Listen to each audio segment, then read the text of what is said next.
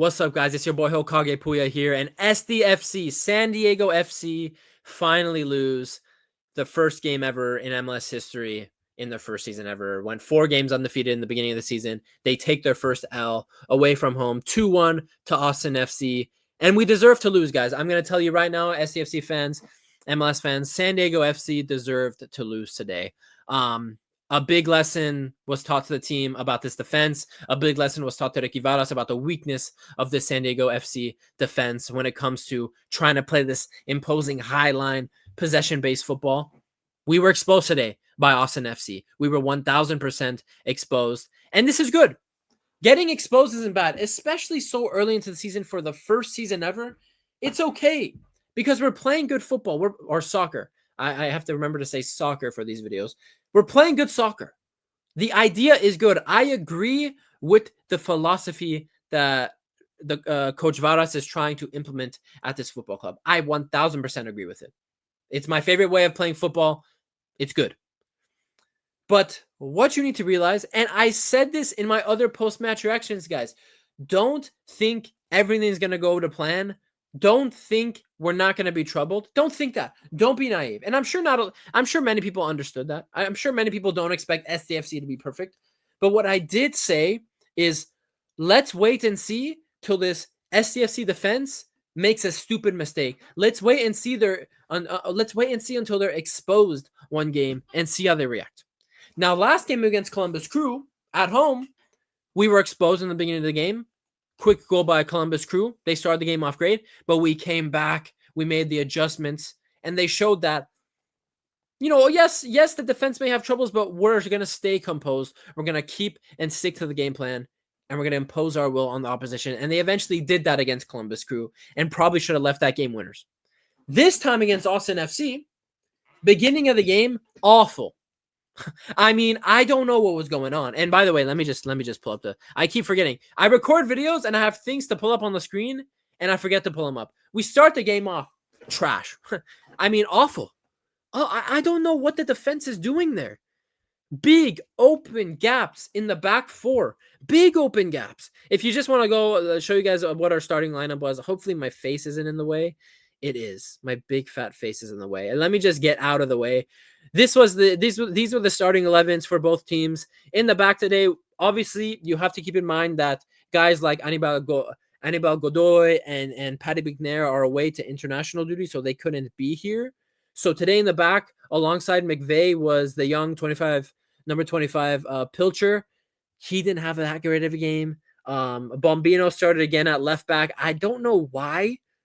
I think Negri is the more solid left back, and then Kumaro started at right back as well over Löffelsend.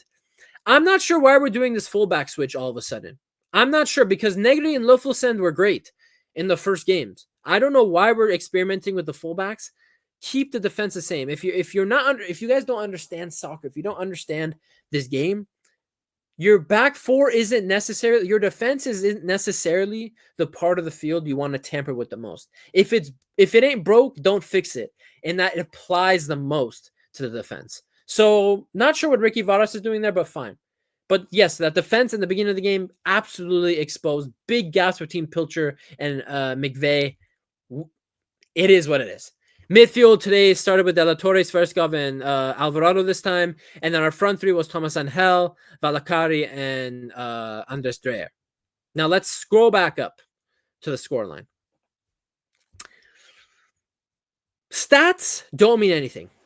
Now, I don't know how knowledgeable MLS fans are when it comes to this game. I'm not sure if we're brainless. I need to gauge the level of ball knowledge in the MLS because stats don't mean crap. If you're an SDFC fan, you look at this game, you look at a screen like this and say, oh, we should have won. Oh, we should have won.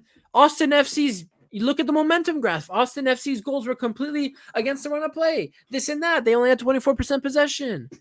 Blah, blah, blah. We had more shots. But the only stat that matters, guys, is that one over there. The score line.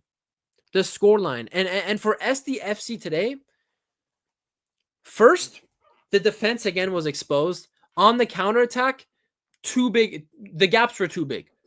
And that's why I'm confused by all this tampering with the back four. I understand McNair has gone to international duty for Northern Ireland, but I don't understand why Negri and Löffelsend are all of a sudden not starting. I don't understand that because Löffelsend, McNair, McVeigh, and Negri were a pretty well drilled back four for this system. All of a sudden, we're tampering with it, and you bring new guys in, and it's not as well drilled. It's more messy, and you saw that in the first half today. Vasquez, I believe the kid that Vasquez who scored in the 10th minute is a San Diego native. He scored against us, and don't get me wrong, guys. Austin FC could have had 6 goals today. The amount of times Vasquez broke in behind our defense today, I counted at least 6-7 times. Now, fortunately for us, yes, Vasquez scored, but the guy's a bum striker. He does not know how to finish. So thankfully for us, we got off the hook. We got off the hook. Vasquez, if Vasquez knew how to actually finish, if he was a clinical finisher, guys, Vasquez would have had 3-4 goals today. Let's just keep it a stack. Let's keep it a stack 100. He would have had 3-4 goals today. This scoreline would have been 4-5-1. Let's keep it real. Let's keep it real. And then the second goal I was really just annoyed with. Gallagher scoring the second goal. It was on a counter. Austin FC were countering. They got fouled. I forget who fouled the Austin FC player, but they got fouled on a counter. And our players are just backs to the ball, running, jogging towards their goal. All right, let's get back in position. All of a sudden, Austin FC, boom. They're passing out to the right side to Gallagher. Gallagher is completely in, and boom, he finishes and makes it 2-0. We were down 2-0 at the time. And the back line completely exposed. Now, it was good on us. I really thought, you guys, after 2-0, I thought, oh, God, here we go. The wheels are falling off of the train. The wheels are falling off the car, going down the I-5 at 100 miles per hour. We're going to lose 5-0, 6-0. But credit to the team. My dog just made a weird noise. Credit to the team. We composed ourselves in the first half again. I feel like after the 22nd, 23rd minute, we controlled the game more in the first half. We got a goal. Luca de la Torre, his first goal in the MLS for San Diego FC. Lucky. I mean, it was a deflection. At least I haven't seen the replays. I didn't watch the highlights of the game either yet, but it looked like a pretty big deflection goal.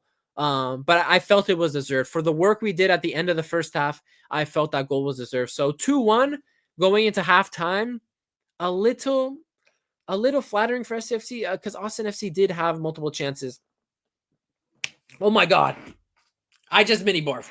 Ugh! I hate that. Ugh! Oh my God. That is disgusting. I got to go take a big sip of water or whatever juice after this. Yeah, it could have been 3-1, 4-1 in the first half. Second half starts. Again, we do well at imposing our will on the opposition. We do a good job of that. We maintain possession. We pass the ball around, left side, right side, trying to look for openings. But, again, not everything's going to go to plan. Austin FC defended well.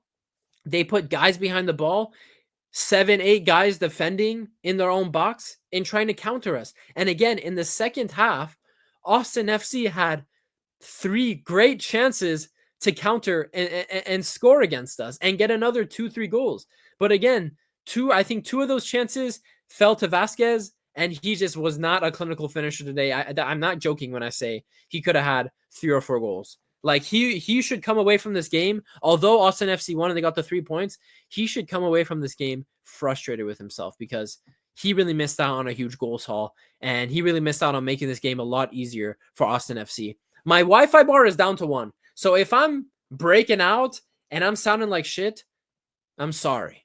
Just log off and dislike the video. My Wi-Fi is at. I mean, I'm in a first world country and my Wi-Fi sucks. What the heck? And it's gone. So hopefully we're all good. We're back and we're shining and we're beautiful. But the second half, I will say for SDFC, although the backline was exposed again, it was a lot better. Our chances were a lot better. As the game went on in the 80th minute to the end of the game, we had 5 minutes extra time. For the last 15 minutes of this game, we were really piling on the pressure on Austin FC. We were trying to break them down. We had plenty of good opportunities. putting pressure on them, getting the ball out wide. Dreyer had 2 excellent opportunities. Valakari and Thomas Angel were trying their hardest. It just didn't come off for us today. And full-time whistle blew, and we lost 2-1. Credit to Austin FC. They fully deserved it. But I really hope Ricky Vara sees that, especially in that back line. All right, let's go back to what we started the season with. Because when you play such a risky game, you need your best back line out there. You need your best defenders out there. You do. But you take a back four that was working in the first 2 or 3 games, you change it up a bunch, and you again change it up some more in this Austin FC game away from home. And this Austin FC side is decent, guys. They're decent. I believe with this win over us, they're second in the Western Conference now. So they're a good team. Just put out your best defense. You could tinker more in the attack and midfield because I feel like there's still deficiencies there that he needs to figure out. But the way we started this this season, why not just stick with that back four? Obviously today, asterisk because McNair literally can't play because he's off at international duty. But why not? Okay, start Pilcher, but let's keep playing with McVeigh at right center back, Loffelsen at right back, and Negri at left back. Why not? I don't get it, but he's not the coach. I'm just a bum talking behind the camera. I'm just a bum talking about the camera, but I feel like I'm making sense.